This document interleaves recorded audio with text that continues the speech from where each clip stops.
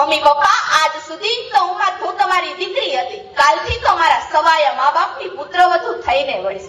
મને ખબર છે કાલે મને ઘરના ખૂણે ખૂણે શોધશો, સંદેહ છે હું નહીં મળું, પરંતુ ઘરમાં ઠેક ઠેકાણે સંતાયેલી જરૂર જોવા મળીશ. એ બાપા પગલીમાં, એ રૂપાળી ઢીંગલીમાં, મારી સાયકલની ઉતરેલી ચેનમાં, એ પાટી પેનમાં, ઘરમાં ખોવાયેલા મારા બાળપણમાં, બળી ગયેલી રોટલીના કાળા પડમાં, તમારા કપાળમાં ઉતરી આવેલી સાડમાં, હૃદયની ગમગીનીમાં, આંખોના ખાલીપામાં અને તમારા આંસુ લૂછવા લંબાયેલા તમારા જ હાથમાં, ઘરના દરવાજે કરેલા કંકુના થાપામાં હું ઠેક ઠેકાણે વેરાયેલી રહીશ.